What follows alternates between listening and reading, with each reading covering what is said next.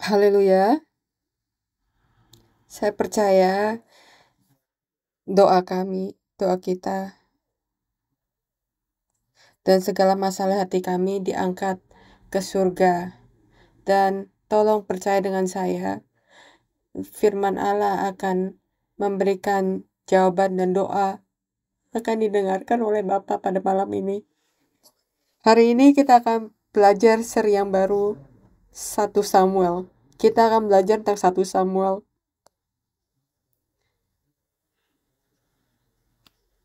Buku Perjanjian Lama terdengar sangat sulit dan bermasalah, tapi kita akan membawanya dengan ringan, dengan mudah.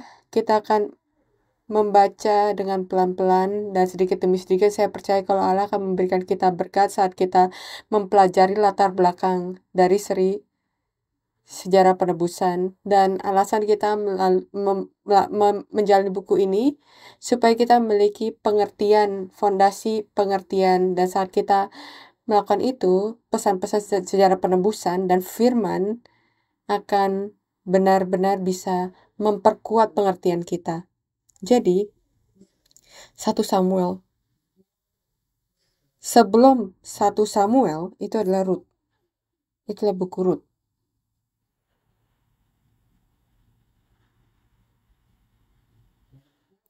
Dan sebelum Rut itu adalah Hakim-Hakim.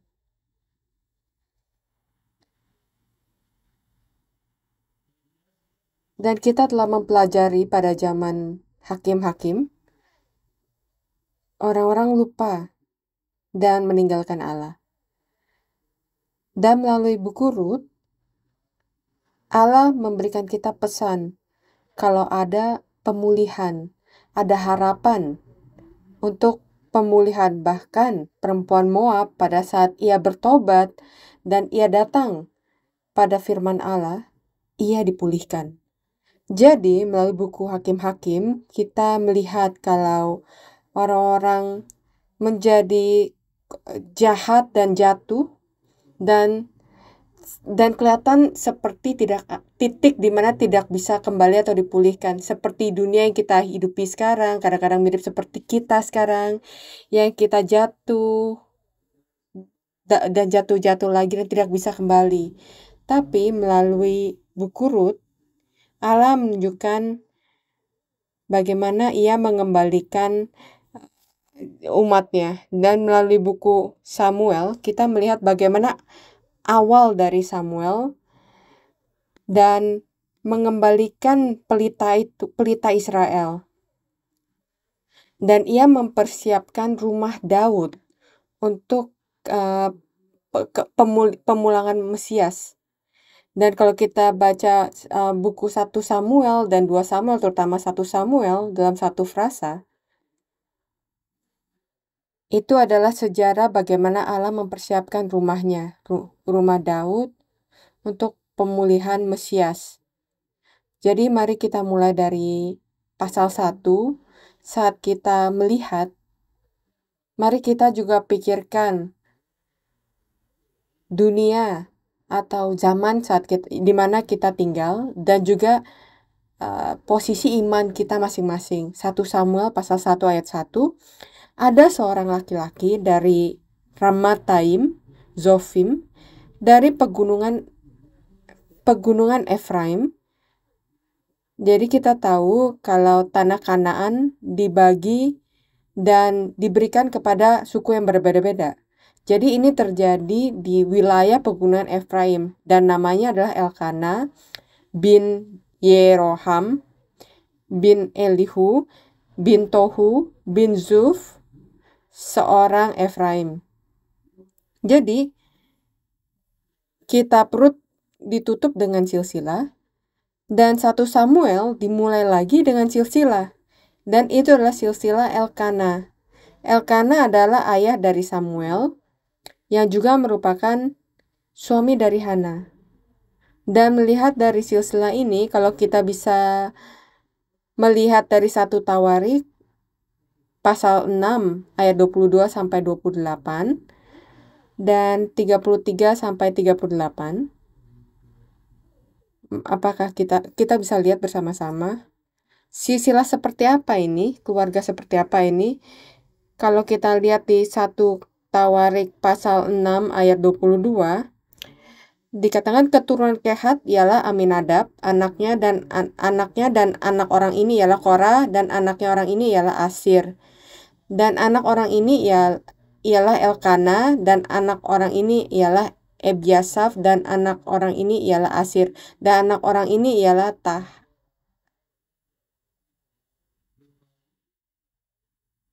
Tahat, dan anak orang ini adalah Uriel, dan anak orang ini adalah Uzia, dan anak orang ini adalah Saul. Anak-anak Elkana ialah Amasai dan Ahimot, dan anak orang ini adalah Elkana, dan anak ini adalah Zofai, dan anak orang ini adalah Nahat.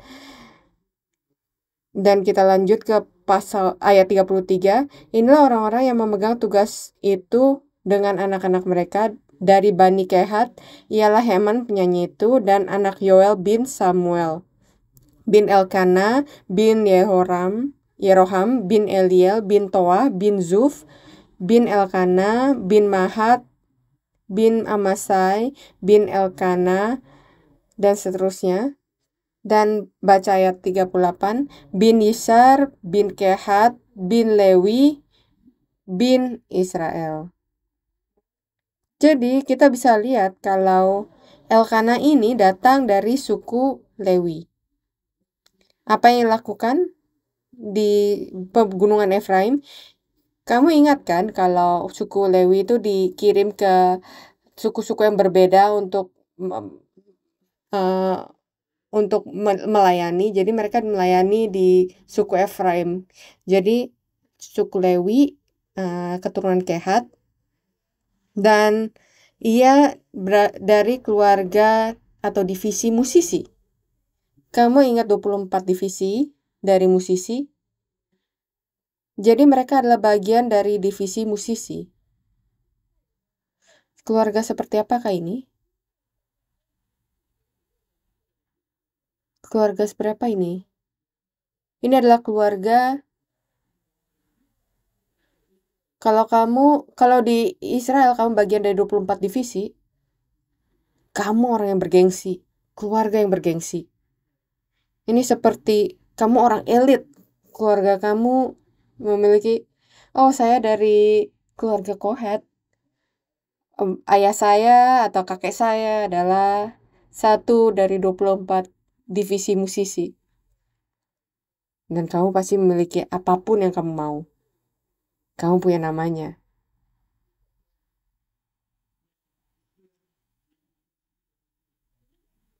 Jadi kita bisa lihat kalau ini adalah keluarga Lewi, dan mereka adalah keluarga yang sangat elit. Jadi setelah mereka perkenalkan keluarga seperti apa ini, dari silsilah yang sangat pendek ini, apa yang dikatakan di ayat 2 tentang Elkana? Dia mempunyai 2 istri. Orang ini mempunyai 2 istri, yang seorang bernama Hana dan yang lain bernama Penina. Penina mempunyai anak, tapi Hana tidak. Oke? Apa yang kamu lihat di sini? Normal nggak? Oke nggak? Ini seperti ayah saya seorang pendeta, pendeta seorang pendeta, ayahnya seorang pendeta, saya seorang pendeta. Ini adalah keluarga yang sangat, keluarga pendeta yang sangat elit. Setiap generasi itu Pak pendeta dari Lewi, Kohat, dan seterusnya. Dan saya punya 2 istri. Oke nggak? Dan ini menunjukkan kepada kita ayat 1 dan di ayat 2 ini menunjukkan kejahatan apa yang terjadi pada masa itu. Dan di mata kita ini nggak benar. Kalau saya harus berkata, ayah saya, kakek saya, buyut saya, kakek buyut saya, mereka semua adalah pendeta. Dan saya punya 2 istri. Apa kamu akan datang ke gereja ini? Tapi ada waktu ketika orang-orang hanya membiarkannya begitu saja. Diterima begitu saja. Biarkan dia. Ini adalah orang pribadi masing-masing. Kita menerima setiap orang, menerima hak dia. Itulah dunia atau waktu yang terjadi pada saat itu, pada saat sesudah masa hakim-hakim. Ini mungkin masa yang paling gelap untuk bangsa Israel. Hakim-hakim pasal 17 ayat 6, Hakim-hakim pasal 17 ayat 6, kita tahu ayat ini dengan sangat-sangat jelas. Kita sudah baca ayat ini berkali-kali. Pada zaman itu tidak ada raja di antara orang Israel, setiap orang berbuat apa yang benar menurut pandangannya sendiri. Setiap orang melakukan yang benar di pandangannya sendiri. Jadi saya tidak menghakimi kamu dan kamu tidak menghakimi saya. Apa yang saya mau, apa yang saya mau saya lakukan, apa yang kamu mau kamu lakukan. Jadi kelihatan saling menghormati, kelihatan seperti kehidupan yang sangat baik. Jangan ikut campur hidup saya tidak akan mengganggu kamu. Tapi ayat ini berkata, alasan kenapa setiap orang berbuat apa yang benar menurut pandangannya sendiri, kenapa? Karena tidak ada raja. Apakah benar-benar tidak ada raja? Kita tahu jawabannya. Bukannya tidak ada raja. Allah adalah raja mereka. Tapi mereka menolak fakta kalau Allah adalah raja mereka. Jadi bahkan hari ini, di dalam hidup mereka atau perkumpulan mereka, mereka menolak Allah sebagai raja mereka, maka hal ini pasti akan terjadi. Tidak ada hakim, tidak ada standar, karena kamu menolak fakta kalau Allah adalah raja kamu. Jadi siapa raja kamu? Mata saya sendiri, diri saya sendiri menjadi raja di hidup saya. Hal yang tidak pernah terdengar terjadi di dalam nama hak asasi manusia atau hak setiap manusia. Dan dikatakan Penina dengan sangat menarik katakan nama Hana dan Penina. Penina punya anak tapi Hana tidak punya anak. Apa yang dikatakan di sini? Ini mengarahkan kita kembali pada Adam dan Hawa yang pertama ketika mereka berdosa. Perempuan diberikan hukuman, konsekuensi dari kesakitan untuk melahirkan. Kenapa? Karena hal diputarbalikkan. Kita hidup di dunia yang tampaknya yang benar dan baik lebih susah untuk dihasilkan. Buah yang benar dan baik lebih susah dihasilkan. Tapi buah yang salah, rumput dan lalang tumbuh dengan baik. Tapi sangat sulit untuk menghasilkan buah yang baik. Penina, Hana, siapa yang takut pada Allah? Yang benar, mana yang benar? Itulah Hana. Jadi mari kita pikirkan dua istri Elkana ini. Jangan pikirkan dua perempuan istri Elkana ini, tapi dua benih yang kita miliki. Dan ini adalah waktu ketika anak yang salah atau buah yang salah itu lahir. Tapi tidak ada buah yang benar. Ya, kita lanjutkan ke ayat 3. Orang itu dari tahun ke tahun pergi meninggalkan kotanya untuk sujud menyembah dan mempersembahkan korban kepada Tuhan semesta alam di Silo. Di sana yang menjadi imam Tuhan ialah kedua anak Eli, Hofni dan Pinehas. Jadi kita akan belajar tentang dua anak ini minggu depan. Pada hari Elkana mempersembahkan korban, 2 minggu lagi, pada hari Elkana mempersembahkan korban, diberikannya kepada Penina istrinya, dan kepada semua anaknya yang laki-laki dan perempuan masing-masing sebagian. Meskipun ia mengasihi anak, ia memberikan kepada Hana hanya satu bagian, sebab Tuhan telah menutup kandungannya. Hana dicintai oleh suaminya. Ia memberinya porsi ganda. Tapi porsi ganda itu dan kasih itu tidak cukup untuk menghiburnya.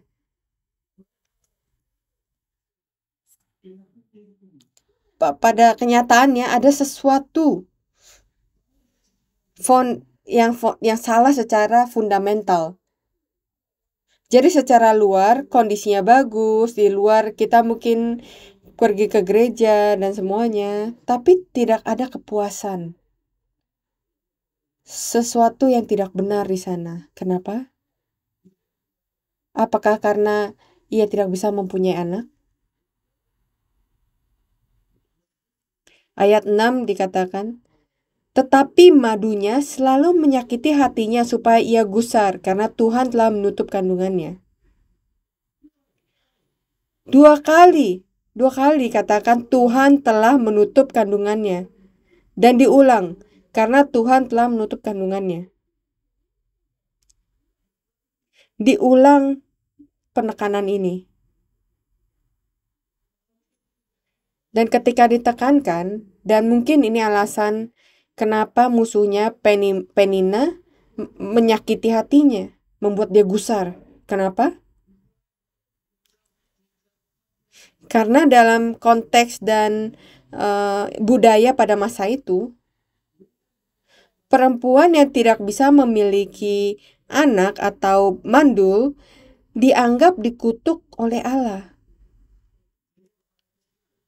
Mereka dianggap dihukum oleh Allah atau bahkan dikucilkan dari masyarakat.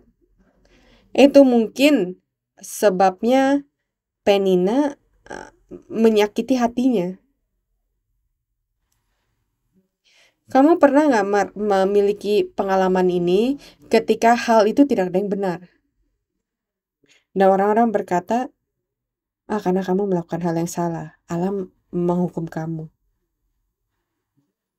Lalu kamu mulai berpikir, Allah, apa yang saya lakukan? Lalu kamu mulai berdoa, Allah, apakah ini benar? Ada yang salah dengan saya? Apakah saya benar-benar dihukum?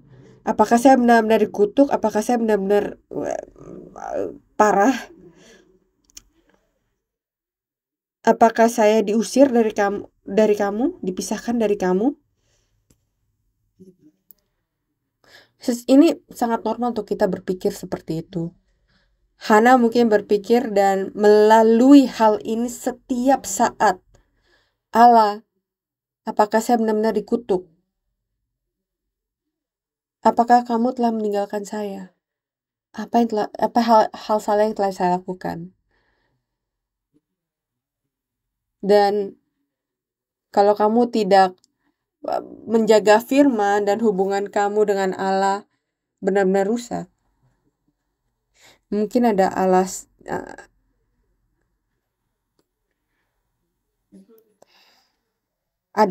untuk ada kesempatan untuk kita kembali pada Dia.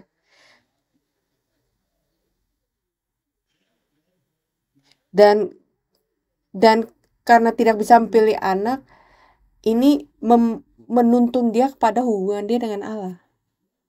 Seringkali sebagai pendeta, saya harus bertanya kepada Allah, apakah gereja saya, gereja Sion, apakah kita sejalan dengan kamu atau kita tidak sejalan dengan kamu? Apakah itu sebabnya begitu banyak kursi yang kosong di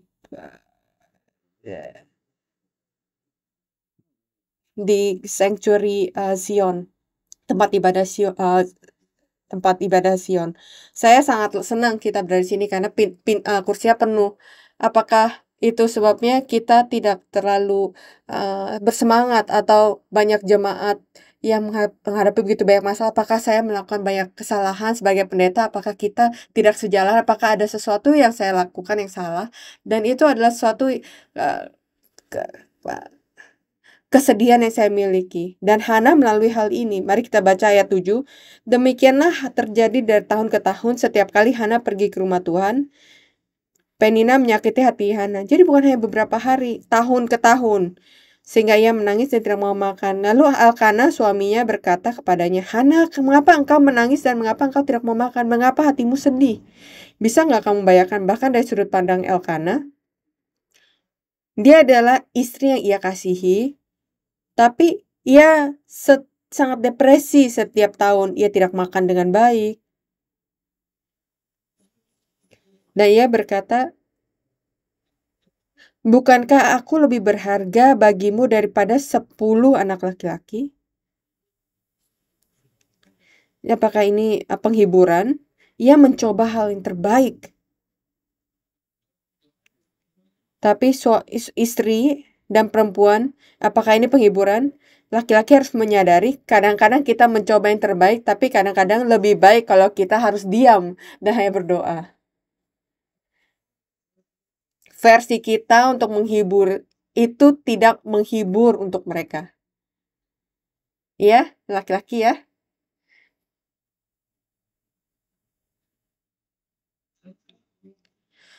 Dan pada suatu hari setelah mereka habis makan dan minum di Silo, berdirilah Hana, sedang Imam Eli duduk di kursi dekat tiang pintu bait suci Tuhan. Dan dengan hati pedih ia berdoa kepada Tuhan sambil menangis terseduh-seduh. Kemudian bernajarlah ia katanya, Tuhan semesta alam, jika sungguh-sungguh engkau memperhatikan sengsara hambamu ini dan mengingat kepadaku dan tidak melupakan hambamu ini, tetapi memberikan kepada hambamu ini seorang anak laki-laki, maka aku akan memberikan dia kepada Tuhan untuk seumur hidupnya, dan pisau cukur tidak akan menyentuh kepalanya. Ini adalah doa dan sumpah. Ia memberikan hidup dia untuk benar-benar berbicara kepada Allah. Dan Eli mendengarkan doanya. Suatu hari Eli mendengarnya berdoa. Ketika perempuan itu terus-menerus berdoa di hadapan Tuhan, maka Eli mengamati mulut perempuan itu, karena Hana berkata-kata dalam hatinya dan hanya bibirnya saja yang bergerak-gerak. Tapi suaranya tidak kedengaran. Jadi kadang-kadang kita berdoa seperti itu kan. Jadi maka Eli menyangka perempuan itu mabuk. Lalu Eli berkata kepadanya, berapa lama lagi engkau berlaku sebagai orang mabuk? Lepaskanlah dirimu daripada mabukmu. Namun Eli tidak menyadari atau berempati dengan rasa sakit masalahnya. Tapi Hana menjawab, bukan Tuanku, aku seorang perempuan yang sangat bersusah hati. Anggur ataupun minuman yang memabukkan tidak kuminum, melainkan aku mencurahkan isi hatiku kepada Tuhan. Saya pikir kita pernah menyanyikan lagu ini kan? Jangan anggap hambamu seorang perempuan dursila, sebab besarnya cemas dan sakit hati aku berbicara lama. Hana menjawab, aku telah mencurahkan jiwaku di hadapan Allah.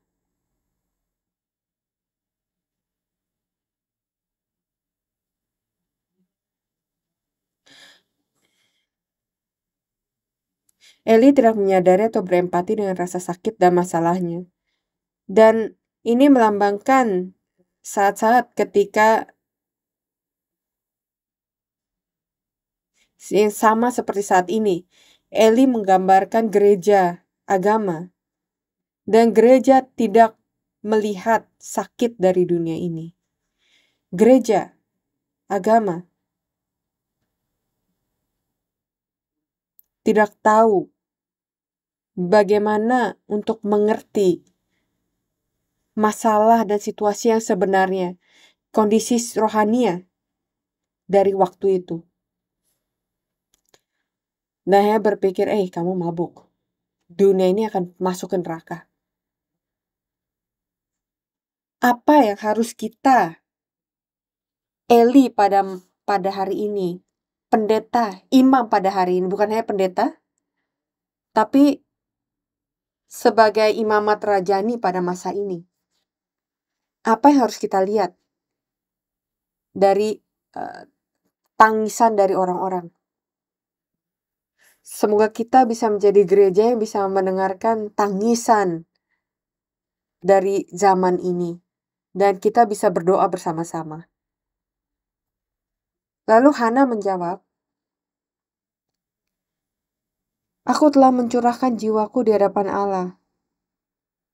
Apa artinya? Yesus berkata di Matius pasal 5 ayat 4, berbahagialah orang berduka cita karena mereka akan dihibur. Tidak ada seorang pun yang berduka atas kehendak Allah pada hari ini. Apakah kita gereja yang sedang berduka? Kadang-kadang kita harus. Bukan hanya kesedihan saya, bukan hanya karena orang-orang memukul saya atau melukai saya, tapi melihat hal yang terjadi di dunia ini. Melihat bagaimana Allah, kehendak Allah, firman Allah yang diinjak-injak atas hal yang tampak benar dengan mata kita.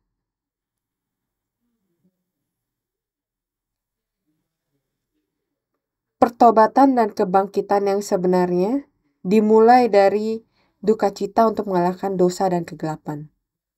Tapi semua orang terlalu sibuk mengejar keinginan mereka, hal-hal yang baik untuk mata mereka, baik untuk makanan mereka, dan menarik untuk menjadikan diri bijaksana. Kita melihat begitu banyak aspek dan elemen dari Taman Eden di sini. Kita melihat aspek dari orang-orang yang mencari apa yang baik untuk mata mereka dan apa yang baik untuk makanan mereka, mengejar hal-hal seperti itu. Kita melihat elemen dari iri dengki. Iri dan dengki. Iri dan dengki.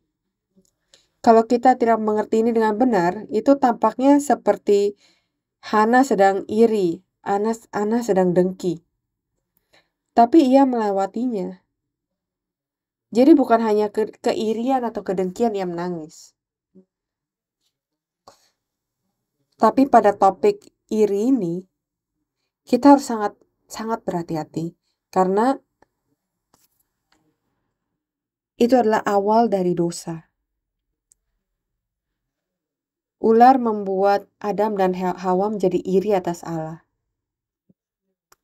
Iri dan dengki dimulai dari ketamakan pribadi. Dan banyak sekali masalah yang disebabkan oleh iri dan dengki. Dan benih di hati kita, ia tumbuh.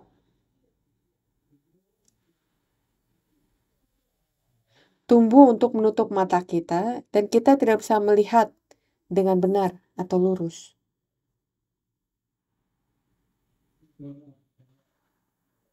Karena saya tidak berkhotbah tentang iri dan dengki sini, kita akan lanjutkan. Jadi apa artinya ketika ia berkata, aku mencurahkan jiwaku. Ia ada dalam doa yang sangat mendalam, di mana jiwanya dalam komuni, persekutuan dengan Allah. Ia benar-benar mencurahkan segala sesuatunya pada Allah. Bukan hanya menyanyikan firman atau kata-kata saya mencurahkan hatiku. Tapi ini benar-benar 100%, 200% fokus secara rohani ya. Di dalam doa itu, di mana ia bisa berkomunikasi dengan Allah dan bersekutu dengan Allah. Dan saya benar-benar berdoa. Gereja Sion untuk sepanjang tahun ini, sisa tahun ini, berfokus pada doa, menyerahkan seluruh jiwa kita pada Allah. Kita memiliki ibadah hari Rabu, kita memiliki praise setelah itu, dan itulah waktu untuk kita benar-benar berdoa dengan firman yang telah kita terima. Jadi saya benar-benar berdoa, kita bisa mencurahkan seluruh jiwa kita pada waktu itu. Semoga kehidupan doa kita bisa dipulihkan, berkomuni dengan Allah, menangis, berduka untuk masalah, walaupun itu bukan masalah pribadi kita, bahkan tuh untuk saudara-saudara kita gereja, kita mencurahkan seluruh jiwa kita. Dan doa apa itu? Ayat 11. Kembali ke ayat 11. Kemudian bernazarlah ia, katanya, Tuhan semesta alam, jika sungguh-sungguh engkau memperhatikan segala sengsara hambamu ini, dan mengingat kepadaku dan tidak melupakan hambamu ini. Tapi jadi doanya itu tentang hubungan dia dengan Allah. Doanya itu bukan berikan saya anak laki-laki. Dia bilang, apakah engkau bisa mengingat saya, Allah? Walaupun saya sangat lemah, sangat penuh kekurangan, saya memiliki banyak kekurangan, saya mungkin memiliki banyak kesalahan. Apakah kamu bisa mengingat saya dan memaafkan saya?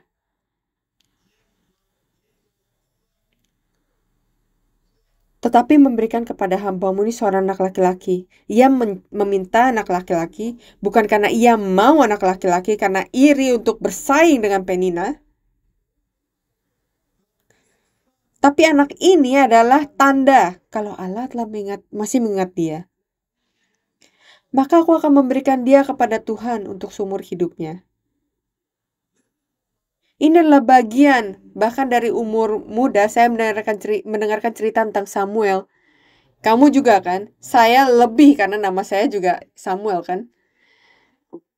Bahkan pada saat muda, satu hal yang tidak masuk akal buat saya adalah bagian ini, doa ini.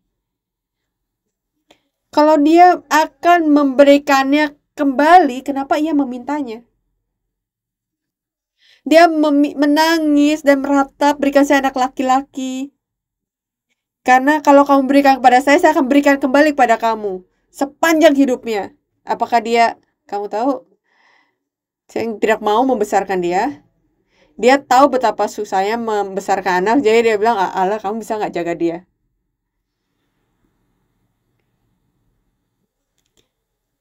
Doa seperti apa ini? Kenapa ia melakukannya? Bukannya ia mau punya anak. Tapi ia bilang saya akan berikan kepada Tuhan. Jadi supaya dia bisa dibilang oh saya punya anak. Apakah itu cukup? Apakah itu sebabnya? Itu seperti Allah izinkan saya 100 juta dan saya akan berikan kembali kepada kamu semuanya.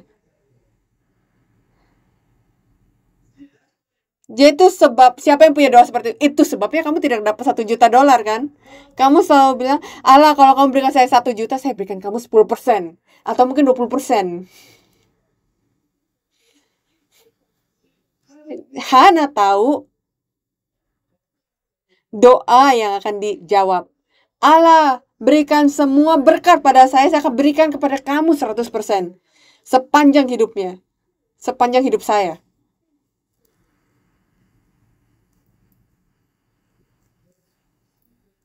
Tapi ia melakukan ini karena ia mungkin mulai berdoa karena masalah dia. Mungkin karena iri dengki dia. Mungkin dari sudut pandang untuk kompetisi. Karena ia tahu jadi mandul, ia akan dilihat sebagai orang yang dikutuk atau dijauhi. Ia mungkin memulai doa dia karena penderitaan yang ia rasakan. Itu alasan kita mulai berdoa kan. Tapi melalui doa yang semakin mendalam dengan menyerahkan seluruh jiwa dia, ia bisa sampai ke masa ketika ia benar-benar bisa bicara dengan Allah, hati ke hati, jiwa ke jiwa. Dan walaupun ia memulai dengan masalah dia sendiri, ia mengerti hati dari Allah. Yang juga tidak memiliki anak. Ia menyadari, saya bukan orang yang tidak punya anak. Allah kehilangan anak. Dan bahkan sampai sekarang ia mencoba mengangkat bangsa Israel. Tapi apa yang terjadi? Mereka semua menolak dia. Mereka memunggungi dia. Ia menyadari penderitaan dan kesedihan yang ia lalui sekarang, Allah memiliki lebih parah lagi. Dan ia berdoa, Allah, sekarang saya ngerti apa yang kamu lalui karena masalah saya. Jadi kalau kamu mau berikan saya anak, karena kamu tidak punya anak juga, saya akan berikan kepada kamu anak saya sehingga ia bisa menjadi anakmu. Betapa besarnya iman ini. Betapa besarnya doa ini.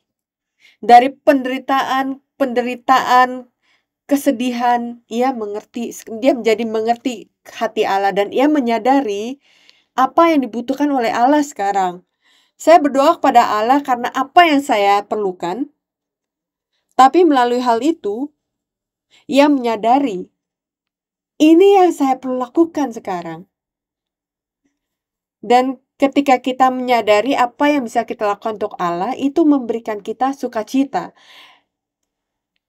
Itu mengizinkan kita bisa bangkit dari depresi, dari penyakit, dari kesedihan kita dengan harapan yang baru.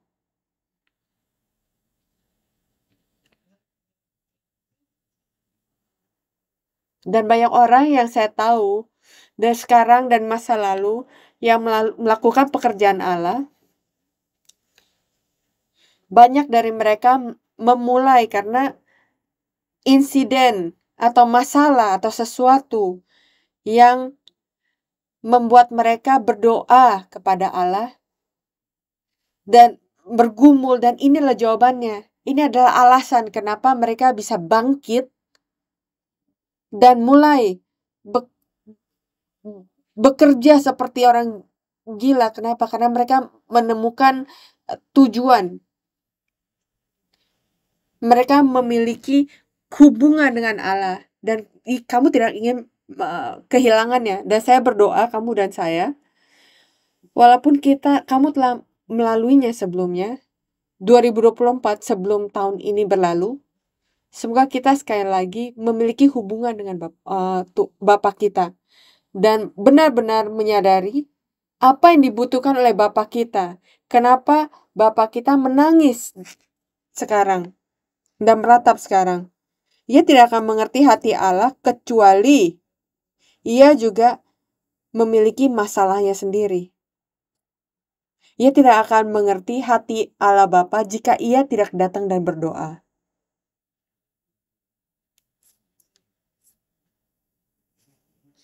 Tapi ini tidak akan terjadi setelah 1-2 kali doa. Ia berdoa setiap bertahun-tahun. Ia awalnya berdoa dengan ketakutan kalau ia adalah perempuan dikutuk, yang dimana Allah mengambil berkat untuk memiliki anak, tapi ini membuat dia bisa berkomunikasi dengan Allah. Masalah seperti apa? Saya harap ini bukan masalah yang membuat kamu berdoa kepada Allah, tapi walaupun apapun alasannya yang membawa kita untuk berdoa kepada Allah, dan kita benar-benar bisa berdoa secara mendalam untuk berhubungan dengan Allah. Itu adalah ketika Hana menyadari apa yang ia harus lakukan. Konklusi, ini bagian akhirnya. Jadi mari kita pikirkan hubungan antara yang punya dan yang tidak punya.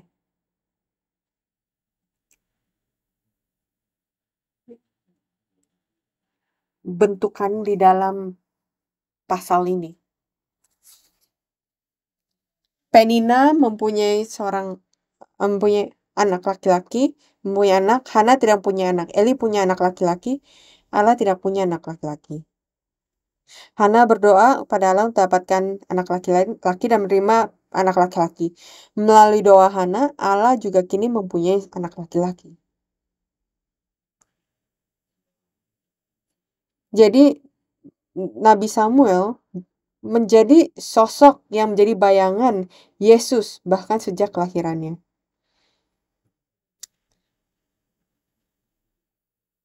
Dunia ini memilikinya, Allah tidak memilikinya. Jadi bagaimana Allah akhirnya memiliki anak laki-laki?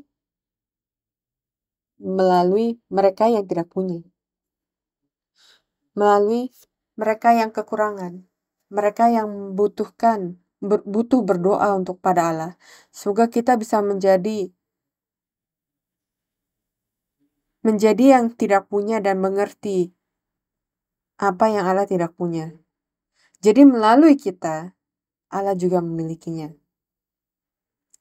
Allah memberikan kepada kita sehingga ia juga bisa memilikinya. Bukannya ini logika yang sangat menarik? Itu yang dilakukan oleh Allah. Allah memberkati kita dulu,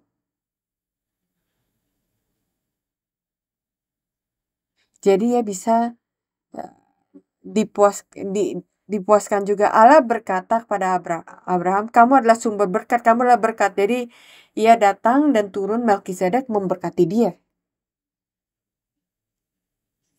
Ayat 17, jawab Eli, pergilah dengan selamat dan Allah Israel akan memberikan kepadamu apa yang kau minta daripadanya. Sesudah itu berkatalah perempuan itu, biarlah hambamu itu mendapat belas kasih daripadamu. Lalu keluarlah perempuan itu, ia mau makan dan mukanya tidak muram lagi. Keesokan harilah bangun mereka pagi-pagi lalu sujud menyembah dia kepada Tuhan. Kemudian pulanglah mereka ke rumah di Rama. Ketika Elkanah bersekutu dengan Hana, istrinya, Tuhan ingat kepadanya. Semoga Allah ingat pada kita. Maka setahun kemudian mengandunglah Hana dan melahirkan seorang anak laki-laki. Ia menamai anak itu Samuel, sebab katanya, aku telah memintanya daripada Tuhan. Elkana laki-laki itu pergi dengan seisi rumahnya mempersembahkan korban sembelihan tahunan dan korban nazarnya kepada Tuhan. Tetapi Hana tidak ikut pergi sebab katanya kepada suaminya, nanti apabila anak itu cerai susu, aku akan mengantarkan dia.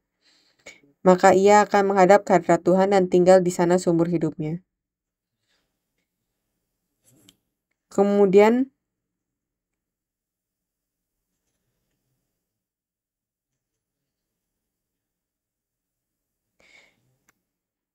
jadi